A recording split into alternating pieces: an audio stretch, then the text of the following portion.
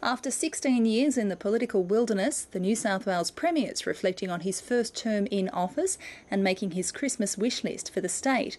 Transport is top of the agenda, with roads in Sydney and beyond choked with traffic.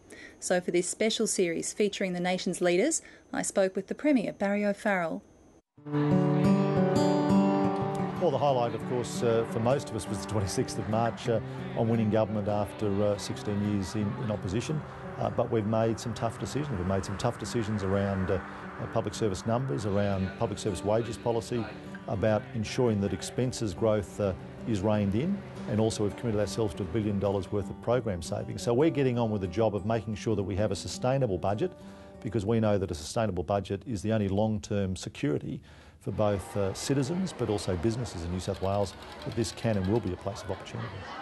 Of all the infrastructure challenges, transport, not just within Sydney, a city of 4.5 million expected to grow to 6 million over the next 20 years, but also across the state, is a huge challenge. The Pacific Highway, of course, has a new deadline of 2016 for dual carriageway. We're committed to trying to work with the federal government to deliver that.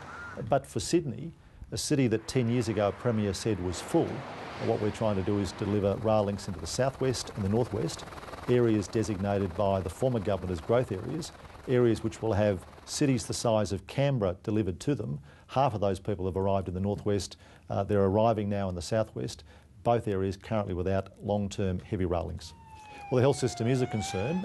We're pleased, and I think one of the highlights of the year is working hard to get the Commonwealth State Health Agreement in place, because that provides growth funding for New South Wales, put dollars on the table that weren't there when the MOU was signed in February, and that also means that the state could focus on doing what's important, which is rebuilding or upgrading hospitals, particularly in rural and regional areas. Well, the Murray-Darling River system is an important part of the state's economy. It feeds much of the agricultural activity that occurs west of the Divide.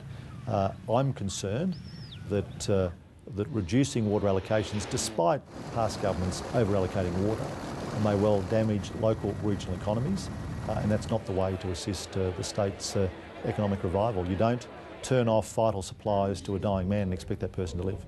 As a government that represents the whole of the state, that has most of the seats west of the Divide, we are firmly focused on the needs of those agricultural communities and other communities who in the past have been ignored in this debate. Immediately over Christmas, I'm looking forward to taking the week off. I'm looking forward to a few days at the second test. I want to wish all viewers season's greetings, to have an enjoyable and safe Christmas and a fantastic New Year.